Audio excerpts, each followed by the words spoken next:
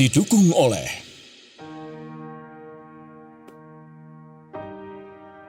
Assalamualaikum warahmatullahi wabarakatuh. Bismillahirrahmanirrahim. Alhamdulillahirabbil alamin. Wassalatu wassalamu ala asyrafil anbiya'i wal mursalin Sayyidina wa maulana Muhammadin wa ala alihi wa sahbihi ajma'in. Amma ba'du. Pemirsa Mimbar Sahur Nusantara yang dimuliakan Allah Subhanahu wa taala, dalam kesempatan yang berbahagia ini saya ingin menyampaikan tema daripada kajian kita kali ini, yaitu menggapai maghfirah di bulan Ramadan. Bagaimana kita ketahui bahwa bulan Ramadan akan sebentar lagi berada di tengah-tengah kita. Dan di bulan Ramadan begitu banyak keistimewaan dan keutamaan yang ada di sana. Dan bulan Ramadan keistimewaannya bahkan diabadikan oleh Allah di dalam Al-Quran. Seperti di dalam surat Al-Baqarah ayat 184 dikatakan, Syahrul Ramadan alladzi unzila fihil Qur'an hudal linnasi wa bayyinatin minal huda wal furqan. Bulan Ramadan adalah bulan diturunkannya Al-Quran, yang itu adalah petunjuk bagi manusia dan juga penjelasan-penjelasan serta Al-Furqan. Di bulan ini ampunan Allah dibentangkan seluas-luasnya, sebesar-besarnya. Dan karena itu Allah Subhanahu wa taala memberikan ampunan yang begitu besar kepada hamba-hambanya di bulan Ramadan ini, sehingga di bulan Ramadan ini kita pun merasakan atau mendapatkan keutamaan, yaitu ampunan dari Allah Subhanahu wa taala. Begitu banyak keutamaan yang dilakukan oleh kaum muslimin di bulan Ramadan. Bahkan dikatakan bulan Ramadan ini adalah bulan yang paling utama dari seluruh bulan. Ramadan sayyidus syuhur. Ramadan adalah pimpinan penghulu dari para seluruh bulan yang ada. Karena Ramadan ini begitu banyak kebaikan, begitu banyak amalan, dan hanya di bulan inilah kaum muslimin diperintahkan untuk berpuasa sebagaimana disebutkan dalam surat Al-Baqarah ayat 183. Di dalam Ramadan juga banyak peristiwa-peristiwa yang besar, seperti turunnya Al-Quran, malam Lailatul Qadar, dan di waktu malam selain siangnya berpuasa, kaum muslimin juga dianjurkan untuk melaksanakan Qiyamul Lail atau yang sering kita sebut sebagai sholat tarawih. Karena itu bagi kaum muslimin dimanapun berada, Ramadan adalah kesempatan kita untuk kita menggapai maghfirah dan ampunan dari Allah Subhanahu wa taala. Rugi rasanya bagi orang-orang yang mendapatkan bulan Ramadan, dia tidak mendapatkan ampunan dari Allah Subhanahu wa taala. Suatu ketika Rasulullah SAW naik ke mimbarnya. Dalam undakan yang pertama, beliau mengucapkan amin. Dalam undakan yang kedua, beliau mengucapkan lagi amin. Dan dalam undakan yang ketiga, beliau mengucapkan amin. Di situ sahabat bertanya, ada apa ya Rasulullah? Mengapa engkau mengucapkan amin?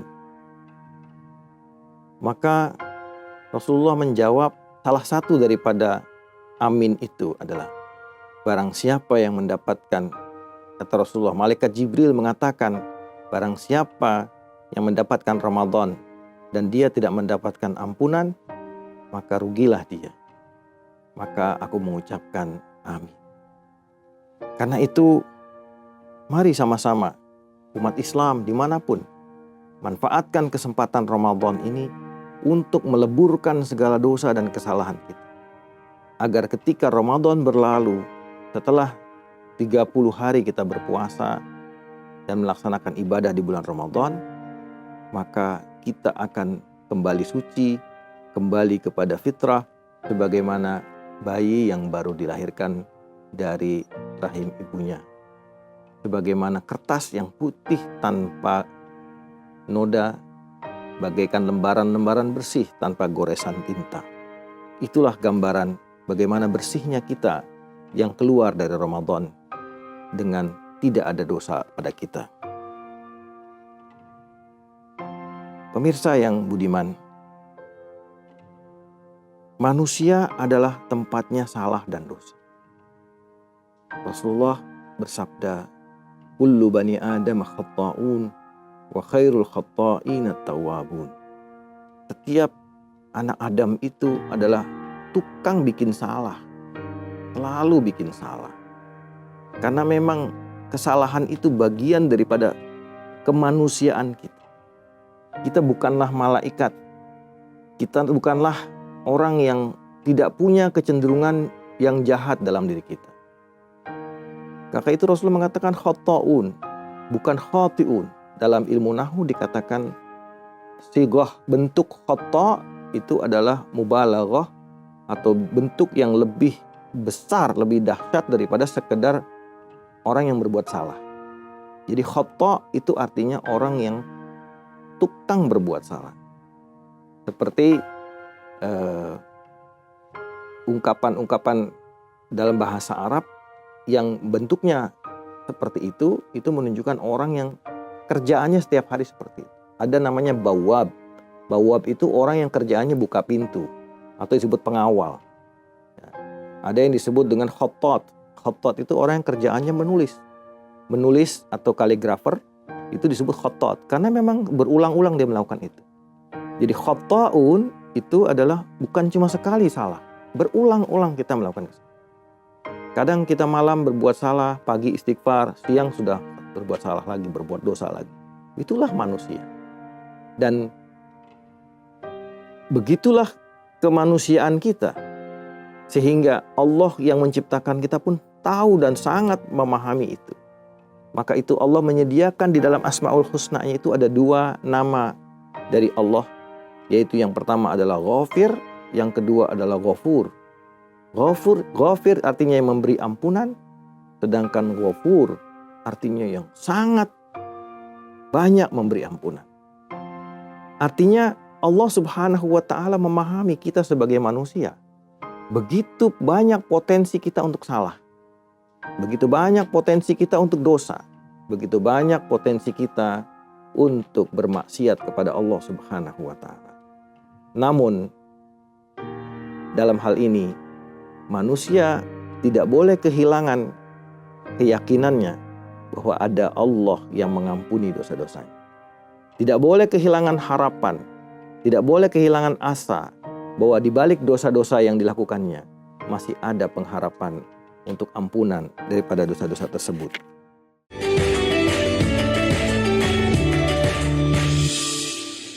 Giling, gak bisa buka di luar. Sabar, bayar pakai Livin. Cus, pesan makanan, jangan lupa didoain. Tadi belanja udah dilunasin belum? Sabar, transaksinya bisa dicicilin. Kartu hilang, gak usah mikir, langsung blokir. Mumpung Ramadan, uangnya disedekahin. Livin emang bikin hidup lebih asik.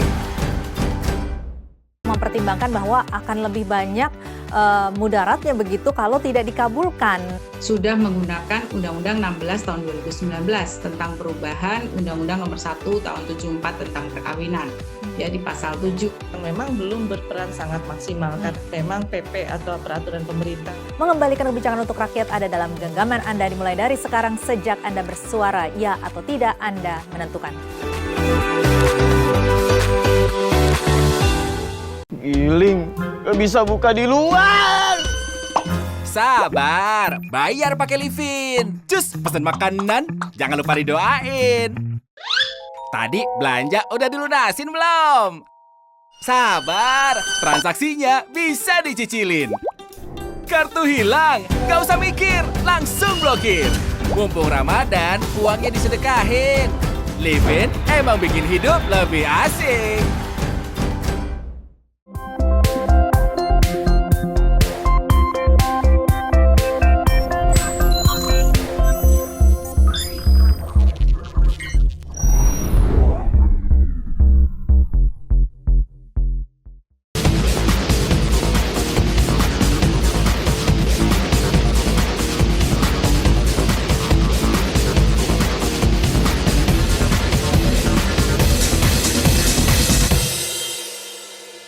Giling, gak bisa buka di luar. Sabar, bayar pakai Livin. Cus, pesan makanan, jangan lupa didoain. Tadi belanja udah dilunasin belum? Sabar, transaksinya bisa dicicilin. Kartu hilang, gak usah mikir, langsung blokir. Mumpung Ramadan, uangnya disedekahin. Livin emang bikin hidup lebih asik.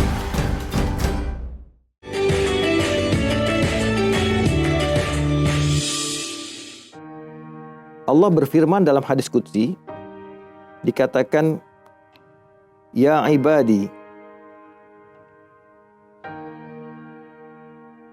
innakum tukhti'una bil-laili wan-nahar, wa ana aghfirudz dzunuba jami'an, fastaghfiruni aghfir lakum.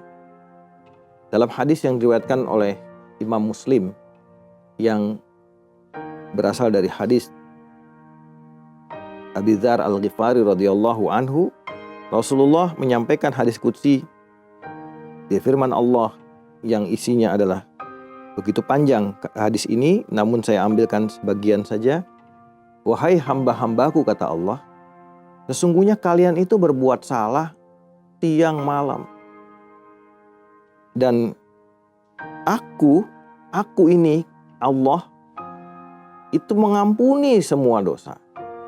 Maka fastaghfiruni, maka mohon ampunlah kepadaku, aghfir lakum, aku pasti akan mengampuni dosamu. Di sini ada penegasan. Pertama, sebagai satu kebenaran yang sifatnya mutlak atau satu kenyataan yang sifatnya aksiomatik, bahwa manusia itu sering berbuat salah. Manusia itu sering berbuat dosa. Manusia itu sering berbuat maksiat. Manusia itu sering melakukan pelanggaran-pelanggaran. Ya. Karena kita tahu sebagai Muslim, kita meyakini bahwa Allah memberikan tuntunan dalam hidup kita dalam bentuk agama. Kemudian dalam agama itu ada yang namanya syariah. Di dalam syariah itu ada ketentuan-ketentuan. Apa yang boleh, apa yang tidak boleh. Apa yang haram, apa yang halal, apa yang diperintahkan, apa yang dilarang. Itulah syariat. Namun dalam konteks kita dengan syariat, manusia sering mengalami masa di mana dia tahu bahwa sesuatu itu boleh, ya, dia tidak kerjakan. Tapi ketika sesuatu itu dilarang, malah dia kerja. Ada yang halal tidak dia makan, tapi yang haram malah dia makan. Ada yang diperintahkan dia tidak kerjakan, tapi yang dilarang malah dikerjakan. Ini banyak terjadi di kalangan kita. Hal-hal yang dilarang oleh Allah, diharamkan oleh Allah, kadang-kadang kita cenderung atau masuk ke sana, baik disengaja maupun tidak disengaja. Ini adalah sebuah pelanggaran, adalah sebuah kesalahan yang itu kita dituntut untuk menyadarinya dan kita kemudian kembali ke jalan yang benar. Maka itulah yang disebut dengan dosa, dzanbun. Dalam bahasa yang lain disebut dengan itsmun, itu dosa. Atau sayyi'atun, satu keburukan. Istilah-istilah yang digunakan di dalam Al-Quran itu banyak, yang semuanya mengacu kepada satu keadaan di mana kita melanggar apa yang dilarang oleh Allah Subhanahu wa Ta'ala, kemudian melewati batas. Syariat itu ibarat satu bingkai kotak di mana kita ada di dalam. Pinggir daripada kotak itu adalah garis-garis pembatas, di mana garis itu yang disebut dengan hudud, yaitu batas, tapal batas, ya, atau garis batas. Di dalam bingkai sampai ke garis itu dalam koridor syariat. Tapi ketika kita mulai melangkah melewati garis, itu yang disebut dengan melanggar aturan Allah. Ya, ketika semua makanan ini dihalalkan, tapi ada beberapa makanan yang diharamkan oleh Allah, yang kita makan yang dihalalkan, maka kita masih berada di dalam koridor syariat.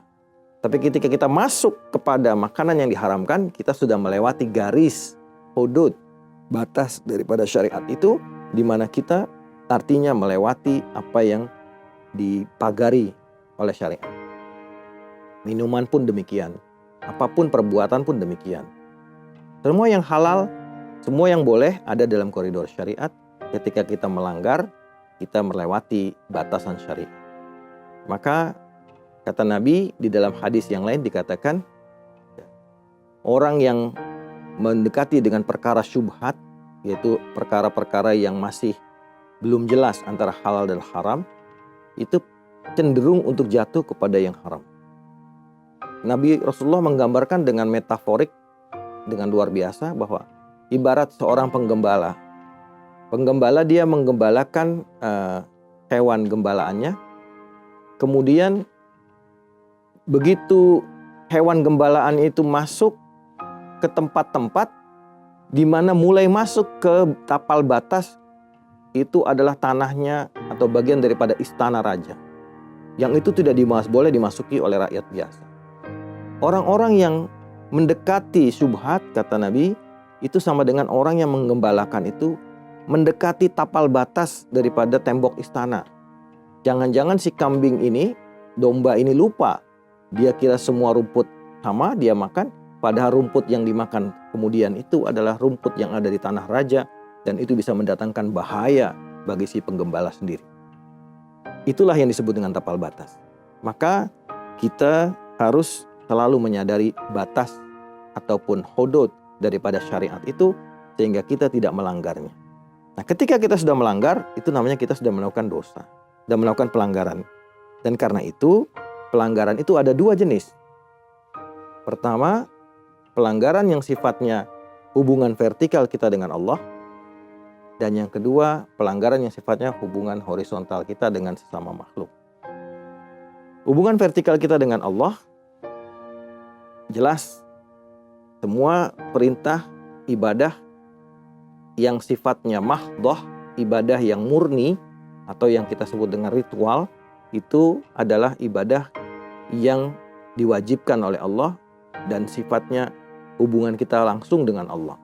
Seperti sholat, seperti puasa Ramadan misalnya, seperti kewajiban membayar zakat misalnya. Itu adalah urusan kita dengan Allah Subhanahu wa Ta'ala. Termasuk juga larangan-larangan untuk melakukan perbuatan-perbuatan yang sifatnya langsung kita dengan Allah. Yaitu misalnya larangan untuk berzina, larangan untuk minum khamar, larangan untuk melakukan perbuatan-perbuatan yang dilarang lainnya. Kalau kita langgar itu, maka kita melanggar dosa yang sifatnya vertikal, yaitu antara kita dengan Allah Subhanahu wa Ta'ala. Ada jenis dosa lain yang sifatnya horizontal, vertikal horizontal. Kenapa vertikal horizontal? Karena tentu saja pelanggaran terhadap ketentuan ini adalah pelanggaran kita kepada Allah. Tapi ada tambahannya, di situ ada hubungan kita dengan sesama makhluk. Karena pelanggaran itu, dosa itu kaitannya hubungan kita dengan makhluk. Seperti misalnya dalam urusan hubungan kita dengan manusia. Ghibah misalnya, menggunjing orang. Kemudian menzalimi orang, merampas hak orang. Memukul orang atau membunuh orang. Itu adalah merupakan pelanggaran terhadap ketentuan Allah, tapi sekaligus juga ada korban dari perbuatan kita. Ada objek dari perbuatan kita berupa makhluk, sehingga di situ kita dituntut untuk juga selain memohon ampun kepada Allah, juga meminta halalnya daripada orang. Jadi dari semua dosa yang dilakukan, kita memohon ampunan kepada Allah Subhanahu wa Ta'ala. Maka dosa-dosa ini harus dilebur oleh kita. Sebelum ajal nanti di akhir hayat kita, dosa ini sudah harus lebur. Kenapa? Kalau dosa ini kita bawa sampai setelah mati, itu akan merepotkan kita nanti di akhirat. Karena di akhirat nanti cuma ada dua tempat, yaitu surga dan neraka. Surga bagi hamba Allah yang beriman, yang bertakwa kepada Allah, yang tidak ada dosanya, yang sudah selesai dengan urusannya dengan Allah. Dan neraka adalah tempat untuk menyiksa orang-orang yang berdosa, termasuk di situ juga orang-orang yang tidak beriman.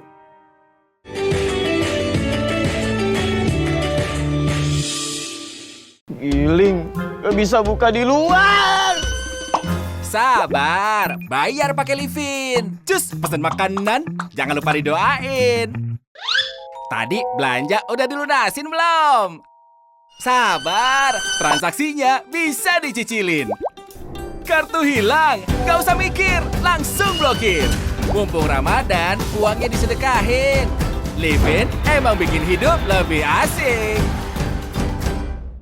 Lalu lintas macet di Buenos Aires pada Minggu 9 November ketika kerumunan besar keluar dengan berjalan kaki. Turki telah menegaskan kembali dukungannya untuk Azerbaijan. Sementara itu pemirsa, ribuan pekerja rumah tangga di seluruh Portugal pada Sabtu 26 September turun ke jalan menuntut upah yang lebih tinggi.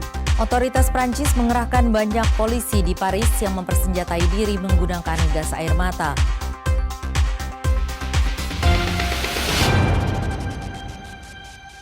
Giling, gak bisa buka di luar. Sabar, bayar pakai Livin. Cus, pesan makanan, jangan lupa didoain. Tadi belanja udah dilunasin belum? Sabar, transaksinya bisa dicicilin. Kartu hilang, gak usah mikir, langsung blokir. Mumpung Ramadan, uangnya disedekahin. Livin emang bikin hidup lebih asik.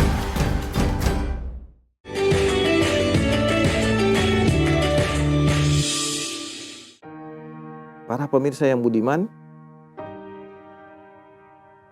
dosa vertikal, ya, kalau itu adalah merupakan dosa besar, kita kenal dengan istilah dosa besar, dosa kecil. Padahal istilah dosa kecil itu sebetulnya sedikit kadang-kadang membuat orang merasa, ini tidak apa-apa. Padahal dosa kecil juga tetap dosa. Karena ulama begini, jangan melihat besar kecilnya dosa, tapi lihatlah pada siapa kamu berdosa. Jadi kalau kita melihat Allah, yaitu zat yang kita melanggar ketentuannya, pencipta kita, maka tidak ada dosa yang kecil. Semua dosa adalah berat. Maka ketika melakukan itu, apa yang harus dilakukan? Yaitu melakukan kembali kepada jalan Allah, yaitu yang dinamakan dengan taubat. Taubat itu artinya kembali. Kembali kemana? Kembali ke jalan. Kalau tadi kita melanggar batasan syariat, ya, keluar daripada bingkai koridor syariat, maka taubat itu adalah kembali ke koridor lagi. Itu namanya taubat. Nah, taubat ini kata para ulama, itu ada syaratnya. Ada syarat.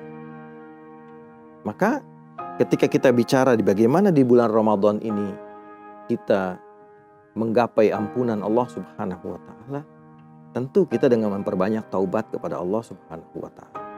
Ini adalah kesempatan bulan yang paling baik untuk kita melakukan taubat kepada Allah Subhanahu wa taala. Jangan sia-siakan kesempatan.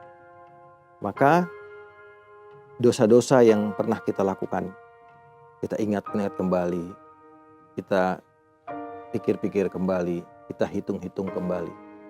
Karena Nabi SAW berwasiat, hitung-hitunglah dosamu atau dirimu sebelum nanti ada penghitungan di hari kiamat kelak. Sehingga begitu seorang mukmin nanti dia meninggalkan dunia yang fana ini, dia betul-betul sudah menyelesaikan semua urusannya. Baik dosa yang sifatnya vertikal maupun dosa yang sifatnya vertikal horizontal. Kalau itu sudah dilakukan, maka di ajalnya dia akan mendapatkan ajal yang baik, karena setelah itu perjalanannya akan sangat mudah di alam akhirat kelak. Para pemirsa yang dimuliakan Allah, kembali kepada pertanyaannya, bagaimana menggapai ampunan Allah? Oke, Ramadan ini bulan yang banyak ampunan Allah berikan. Tapi bagaimana cara mendapatkan ampunan Allah? Bagaimana syaratnya mendapatkan ampunan? Tentu saja jalan yang kita lakukan adalah dengan bertaubat. Mohon ampun kepada Allah. Nah, di dalam taubat itu ada 4 syarat yang harus dipenuhi oleh seseorang untuk menyatakan bahwa dia betul-betul taubat. dia betul-betul menyesal atas apa yang dilakukan.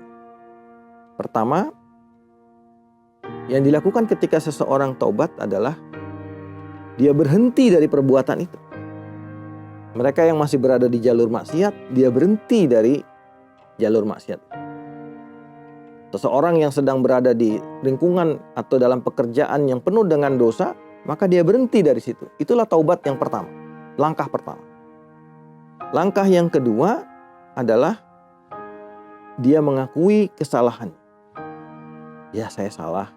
Ya, saya berbuat perbuatan yang tidak diridhoi oleh Allah Subhanahu wa Ta'ala. Ini langkah yang kedua, pengakuan, i'tiraf, ya. Sebagaimana Nabi Adam alaihissalam itu mengatakan Rabbana zalamna anfusana wa illam taghfir lana wa tarhamna lanakunanna minal khasirin. Ya Allah, sungguhnya kami telah zalim kepada diri kami sendiri. Maka kalau Engkau tidak mengampuni kami akan rugi. Nah, setelah kita mengakui itu, baru kemudian kita apa yang dilakukan? Kita beristighfar, mohon ampun sebanyak-banyaknya kepada Allah Subhanahu wa Ta'ala. Dan yang terakhir adalah berjanji untuk tidak mengulangi lagi perbuatan itu di masa yang akan datang. Namun ada cara-cara lain untuk mendapatkan ampunan Allah, menjemput ampunan Allah. Apa saja? Yaitu pertama, kita memperbanyak berdoa minta ampun. Rabbana ighfir lana dzunubana dan seterusnya. Rabbighfirli wali walidayya dan seterusnya. Yang kedua adalah memperbanyak amal soleh. Salah satunya dengan sedekah. Karena shadaqatus sir tudfi'u ghadabar rabbi. Sedekah yang dilakukan secara diam-diam itu bisa memadamkan murkanya Allah. Lalu kemudian yang ketiga, amal-amal yang bisa menggugurkan dosa. Yaitu dengan cara melakukan perbuatan yang baik, amal soleh yang dikatakan oleh Al-Quran, innal hasanat yudhibnas sayyi'at. Sesungguhnya kebaikan itu menghilangkan keburukan. Jadi kalau kita baru berbuat dosa, segera kita istighfar, segera kita taubat, kemudian kita susul dengan amal kebaikan. Bersedekah, memberikan apa saja kebaikan kepada berbuat baik, sholat, kemudian seterusnya, atau puasa dan seterusnya. Sehingga dosa yang sudah kita lakukan itu dengan taubat dan istighfar, serta dengan amal soleh, dosa itu akan gugur dan diampuni oleh Allah Subhanahu wa Ta'ala. Inilah jalan menuju ampunan Allah Subhanahu wa Ta'ala di bulan Ramadan yang mulia ini. Jangan kita sia-siakan, jangan kita lewatkan. Rugi, sangat rugi mereka yang melewati Ramadan tidak mendapatkan ampunan dari Allah Subhanahu wa Ta'ala. Alhamdulillah, tanpa terasa kita telah menjalani kajian kita di hari ini. Semoga apa yang saya sampaikan betul-betul bisa diamalkan dalam kehidupan kita sehari-hari. Mari kami mengajak semuanya untuk menggapai ampunan Allah di bulan Ramadan ini. Jangan sia-siakan kesempatan ini. Bulan yang penuh dengan diskon, obralan besar-besaran untuk ampunan Allah Subhanahu wa Ta'ala. Rugi kalau kita tidak termasuk dalam golongan orang-orang yang mendapatkan ampunan Allah di bulan Ramadan ini. Mudah-mudahan kita selalu dalam bimbingan Allah Subhanahu wa Ta'ala, hati kita selalu dengan cahaya iman, dan kita selalu mendapatkan hidayah dan taufik dari Allah Subhanahu wa Ta'ala. Demikian yang dapat saya sampaikan. Mohon maaf atas segala kekurangan. Wal afu minkum wallahul muwaffiq ila aqwamit thoriq. Wassalamualaikum warahmatullahi wabarakatuh.